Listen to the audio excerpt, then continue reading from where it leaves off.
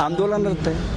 मैं जंतर मंतर पे खड़ा हूँ। मेरा सपना था कि आप लोग एक दिन सत्ता में आओ, आप लोग आ गए, लेकिन इसके लिए तो हमने सपना नहीं देखा था। इसके लिए तो हमने अनगिनत झूठे मुकदमे सहन नहीं किए, इसलिए हमने अपनी बर्बादी नहीं सहन करी। हम भी पाकिस्तान से आए थे देश विभाजन के समय। मेरे पूर्वजों को 5 किले ज़मीन मिली थी गुड़गांव में, उन्होंने नहीं ली, उनके सारे भाई गदर में मारे गए थे। मैं नहीं चाहता कि और किसी घर में ऐसा गदर हो। प्लीज़ आप मेरी भावना समझिए नरेंद्र भाई, आपने कोई बलिदान नहीं दिया देश के लिए, आपके घर से कोई मरा नहीं है। जिनके घरों में लाशें बिछती है ना, वो उस दर्द को जानते हैं। तो इस दर्द को समझिए नरेंद्र बाबू, इसमें आपका, मेरा, समाज का, देश का, मानवता का हित निहित है। आप भूल गए अपने धर्म को। राजनीति में शुचिता लाने के लिए मैं यहाँ खड़ा हूँ।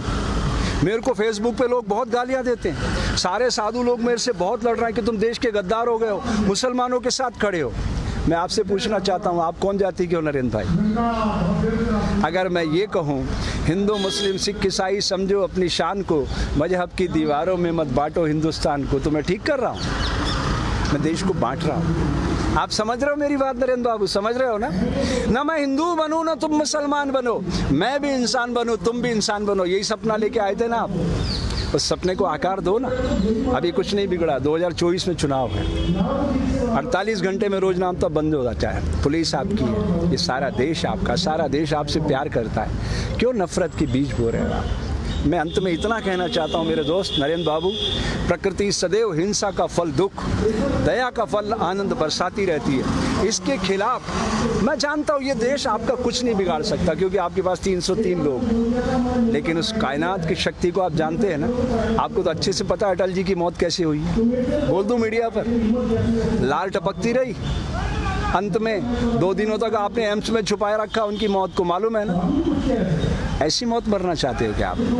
अरे अच्छे इंसान बन के मरना, दुनिया रोए, हंसते हंसते जाइएगा। कबीरा जब हम पैदा हुए जग हंसे हम रोए, ऐसी करनी कर चलो हम हंसे जग रोए।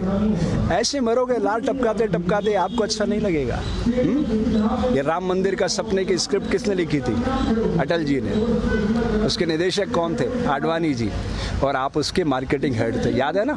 उसी रथ पे खड़े होकर चिल्लाते थे आप। मुझे तो एक एक दृश्य याद है। मुझे वो भी याद है 25 जून 1975 की रात, दरमियानी रात, जब कलेक्टर ने मुझे बुलाया था और आप आदिपुर भाग गए थे। मुझे एक एक दृश्य याद है नरेंद्र बाबू, मैं भूला नहीं हूँ। इसलिए आपको याद दिलाना चाहता हूँ दोस्त, ये समय फिर नहीं आएगा।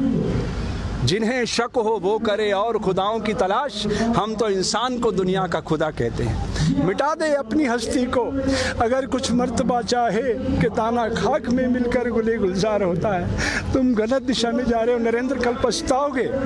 आज जहां हम हैं कल कोई और था। ये भी एक दौर है, वो भी एक दौर था। कितने और कितने चलेगा? वो डोवाल कह रहा था, अजीत बाबू, वो क्या नाम है उसका तुम्हारा NSA वाला, क्या कह रहा था वो? इतिहास लिख रहे हो आप, ये और इतिहास शक्ति से लिखा जाता है। आप भूल रहे हो नरेंद्र बाबू। ये आंसू देख रहे हो ना, अहिंसा और सत्य के आंसू है।